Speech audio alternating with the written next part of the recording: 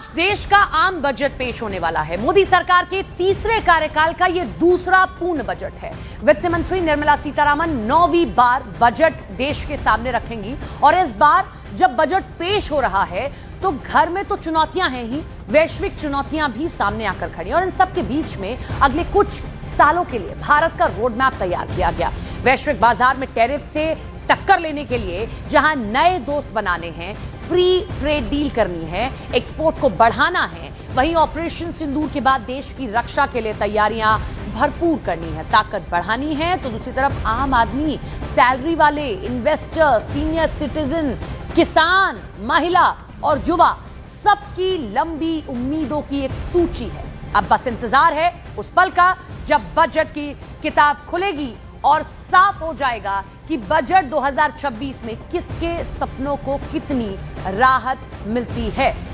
तो आज संसद में बजट पेश करते वक्त वित्त मंत्री निर्मला सीतारामन 75 साल पुरानी परंपरा को तोड़ सकती हैं। वित्त मंत्री इस बार अपने बजट भाषण के पार्ट बी में भारत की इकोनॉमी के भविष्य को लेकर विस्तृत विजन पेश कर सकती हैं। अब तक आम बजट में ज्यादातर अहम बातें जो हैं वो पार्ट ए में होती थी, जबकि पार्ट बी आमतौर पर टैक्स और नीतिगत घोषणाओं तक रहता था सीमित। लेकिन इस बार बजट का जो पार्ट बी आएगा, सरकार की शॉर्ट टर्म प्राथमिकताएं हैं, लॉन्ग टर्म के टारगेट्स हैं और दोनों को ही सामने रखा जा सकता है। इसमें 21वीं सदी के दूसरे चरण में प्रवेश कर रहे भारत की लोकल स्ट्रेंथ, ग्लोबल एम्बिशंस पर जोर दिया जाएगा। तो निर्मला सीतारामन ये 9वीं बार है जब बजट पेश करने जा रही हैं और माना यह जा रहा है कि इस बार का बजट जो बाकी बजट रहे हैं वो अलग उनसे रहने वाला है। क्योंकि देखिए, देश की चुनौतियां तो हैं कि भाई आपको देश में कुछ करना है, लेकिन जो चुनौतियां भी वैश्विक स्तर पर चल रही हैं, जो अप एंड डाउन आप देख रहे हैं ग्लोबल लेवल पर इकोनॉमी में, उसका असर भी निश्चित तौर पर पड़ेगा। अब किसको क्या मिलता है ये देखना होगा।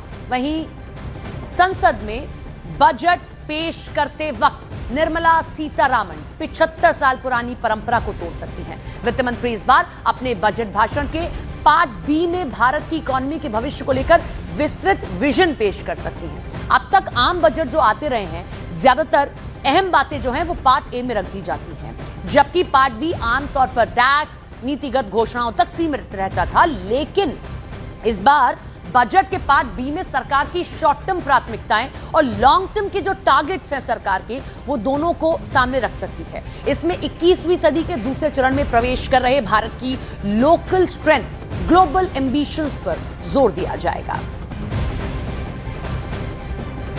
9वीं बार बजट पेश होगा।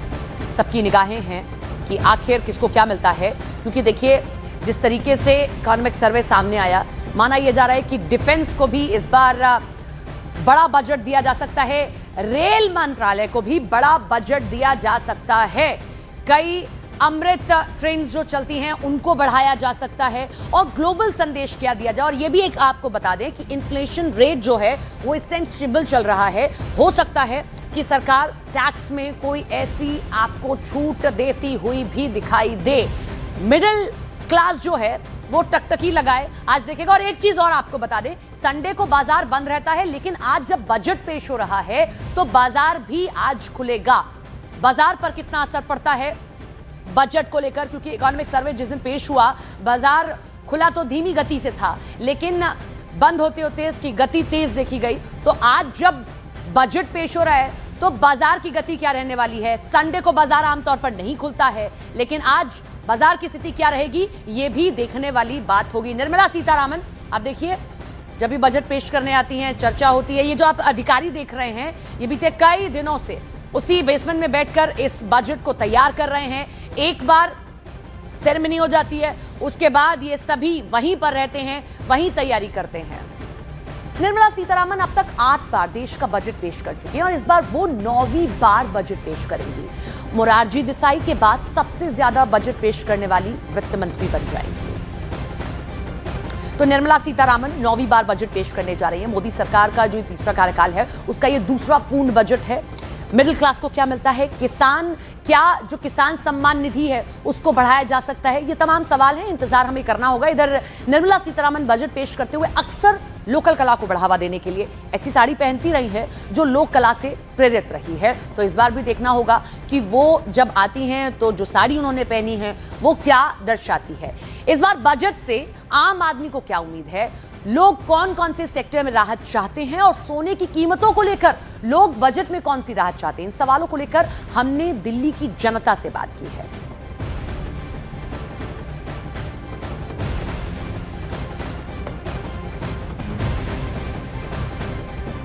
जो गोल्ड के रेट अप एंड डाउन हो रहे हैं ना, इससे आम जनता बहुत परेशान है।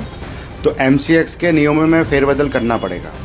कुछ समय के लिए हो सकता है सोना चांदी को वो सस्पेंड भी कर सकते हैं, क्योंकि रेट बहुत ज़्यादा अप डाउन है। 1-1 लाख रुपए एक दिन में डाउन होना कोई बच्चों का खेल नहीं है, मजाक है। लोग बाग बर्बाद हो गए हैं। ये तो ऐसे ही चलेगा जब तक लड़ाई चलती रहेगी या लड़ाई रुकती रहेगी।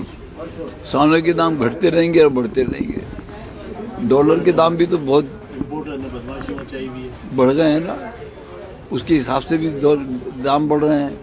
फिर चांदी के दाम तो खैर ठीक समझ में आते हैं कि इंडस्ट्रियल यूज बहुत जबरदस्त है।